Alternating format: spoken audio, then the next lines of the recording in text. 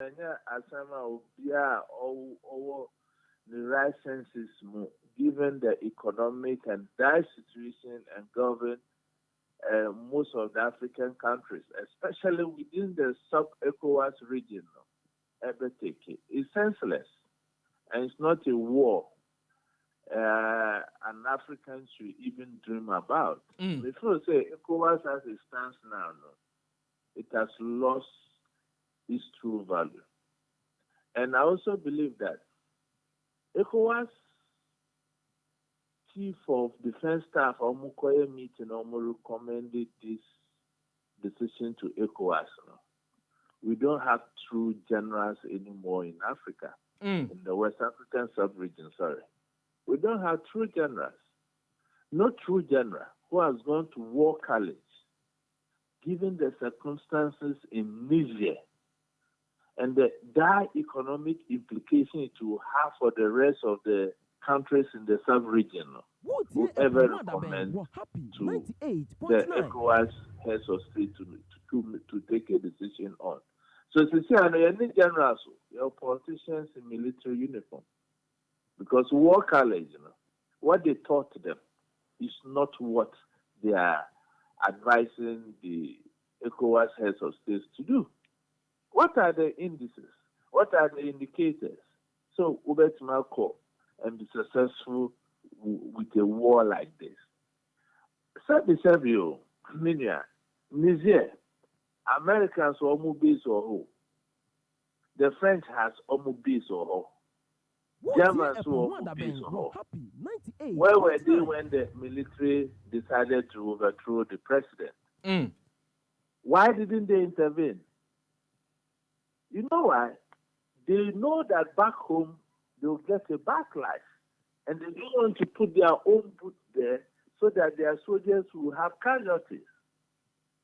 As usual, almost South Africans say, and they can use us as proxies to fight a war like this. But I have a question for ECOWAS. What is it? You're stopping military coup in West Africa. We must first of all stop constitutional coups in West Africa. Also, if we want to stop military coups in West Africa, we must first and foremost deal with constitutional coups in Africa, in West Africa. That is true. Okay, France for invading Gbagbo. Yes. They said he had overstayed his time and he didn't win that election. No, Omodu Watarabai. Almost a constitution.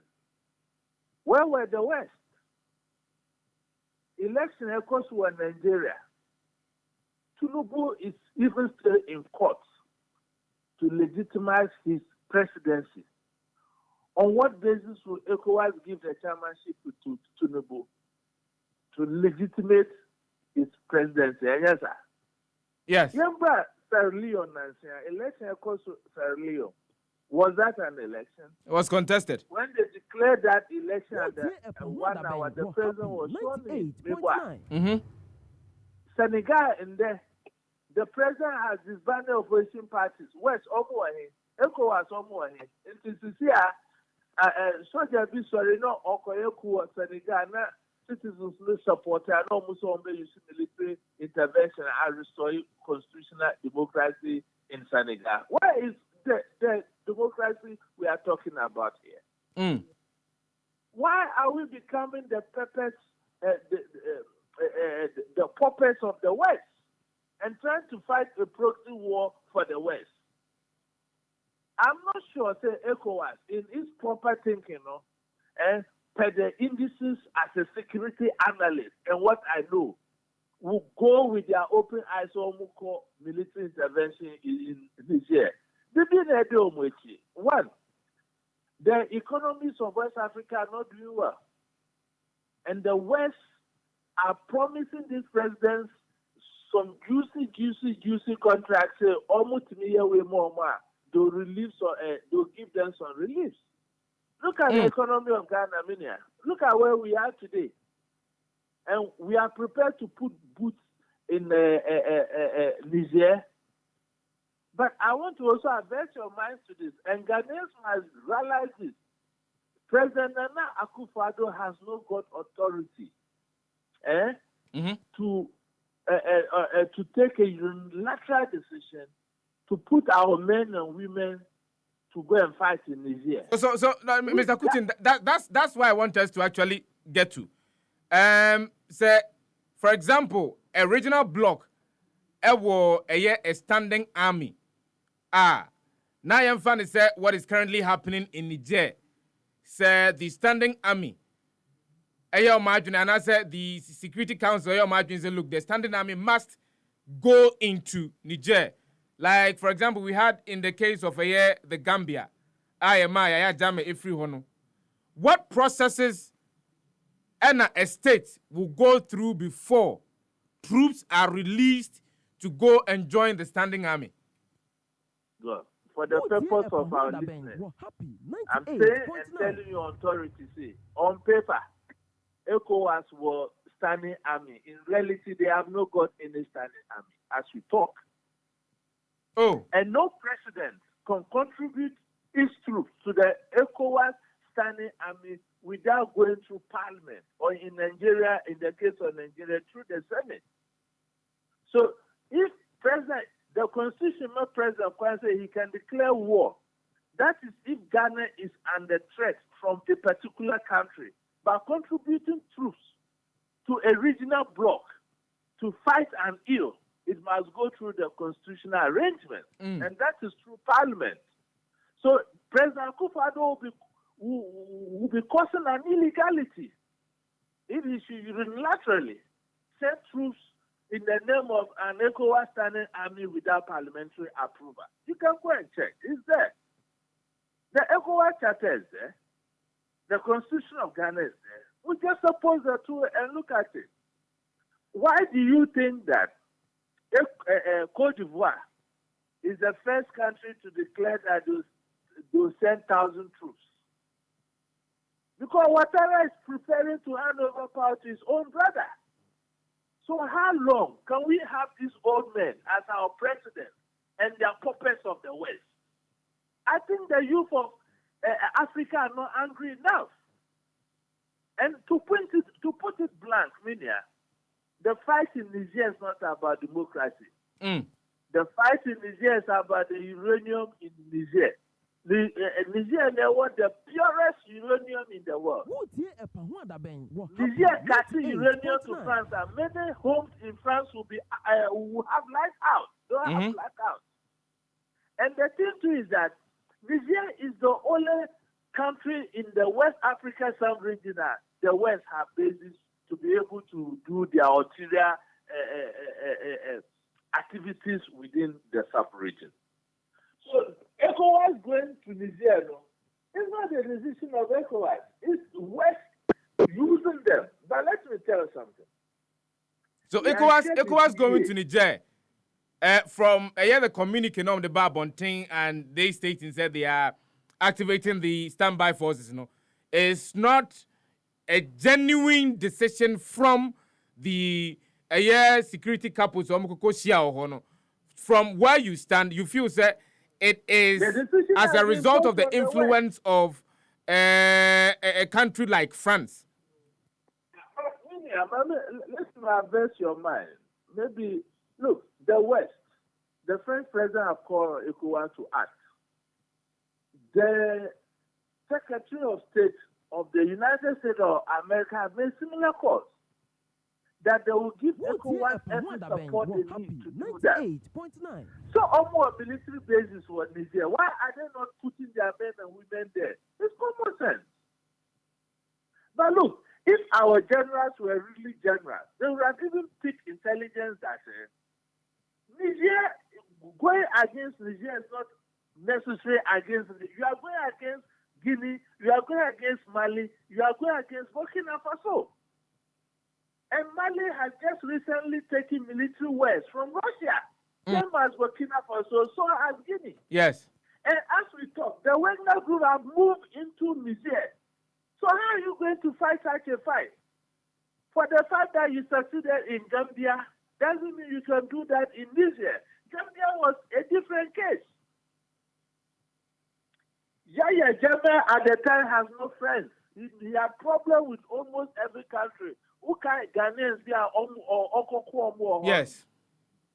So the whole of West African countries were fed up with Jammeh. That's why they did that. In Niger's case, about 3-4 other countries have pledged their alliance to defend them by hook or by hook or crook. So how are we going to succeed if you are going to war? You plan your strategy and your exit strategy. If you cannot win, you don't even try it. You have to look at the casualty levels, and you measure the casualty levels to the benefit. How long are we going to be the puppets of the West? Malum Bissau, Sebi, say there is war in Sudan. Yes, there is. Why are the West not interested in Sudan?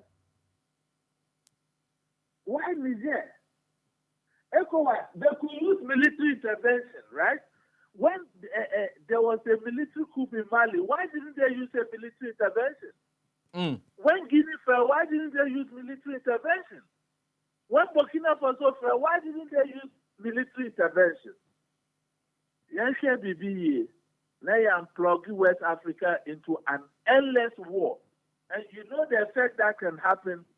Countries that are built to have elections next year, next 2 years, will not be able to get credible elections.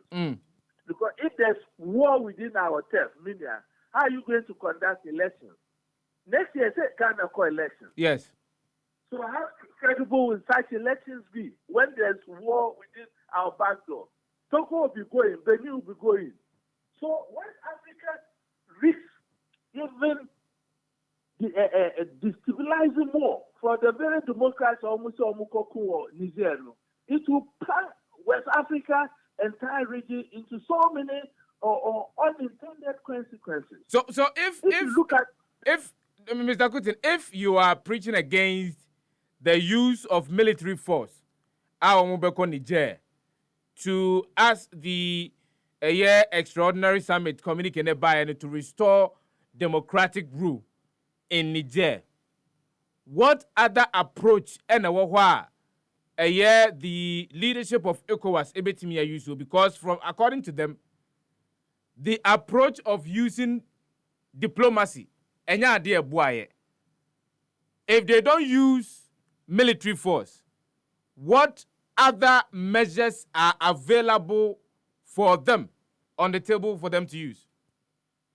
You see, when issues happen, there are always windows of opportunity to engage diplomatically. When that windows of opportunity is shut, that is the end of diplomacy. When the coup was declared in Niger, what did ECOWAS do? They threatened the military juntas. They didn't give them the opportunity to sit with them. When they realized that they couldn't do, and the military juntas also entrenched their position and got allies, at the last minute they walked away. They said they couldn't guarantee their safety in Niger. So I think ECOWAS has been a walking controversy. A walking controversy in the sense that before you can negotiate well for something, you yourself must be sitting properly. When the Niger issue happened, now, Tony Buffet, military juntas, what did they tell him? They told him they don't recognize an illegitimate president. Uncle fighting the issue in court answer. So what ECOWAS should invest its minds to is to make sure that constitutional democracy is respected. At the moment, it's like a fan club. You scratch my back, I scratch your back. I gave you an example of Senegal. How on earth can a constitutional democracy, a president have the authority to disband opposition parties? Has ECOWAS made any comment about that? I haven't heard. You've not heard. And yesterday, a president like that was in the meeting to take decision to go to war in Niger. What kind of double standards is that? The panacea to stopping military coups in West Africa is to stop constitutional coups. If we can stop constitutional coups, we will be able to stop military coups. As it stands now, look at how can Africa be poor with the natural resources we are sitting on? Look at the arrangement. France, a small country like France, has hold over Francophone countries. And we are all quiet about that. And the West are very clever. It is not in the interest of the West to see Africa peaceful. Because if Africa is peaceful, we'll be able to liberate and demand equal share or good negotiation on the table for our natural resources. So you see what they want to do? They want to destabilize the West by using our own people against ourselves, so that they will have unfettered access to Nigerian oil. They will have unfettered access to Niger uranium, and have unfettered access to any other country they may have control over. And they will be giving us ammunition, and those ammunitions are not for free. They will even use that as an opportunity and use Africa as guinea pigs. And the new weapons they have manufactured and technology, they will test them on our own soil. Why should we allow this to be happening to us? For Christ's sake, we have independent. We've attained the of 60 years now. So we don't have good leaders. We don't have generational leaders. And savvy. There was Africa, Yabu Bese, someone with a gray hair or someone with old age. But our leaders, with their ages and the things they are doing,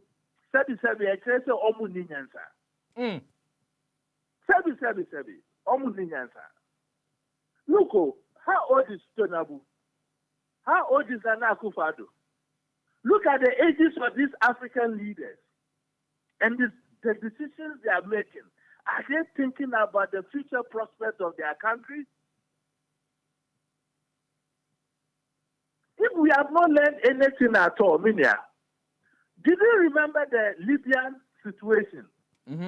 Before Gaddafi was killed, no citizen in Libya had appetite to go out to work.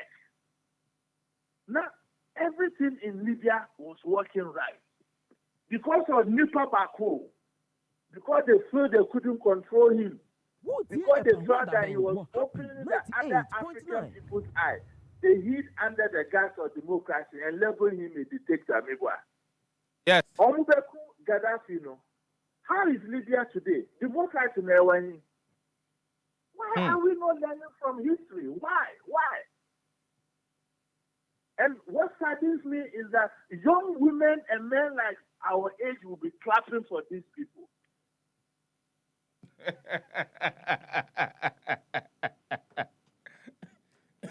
Mr. Kutin, thank you very much.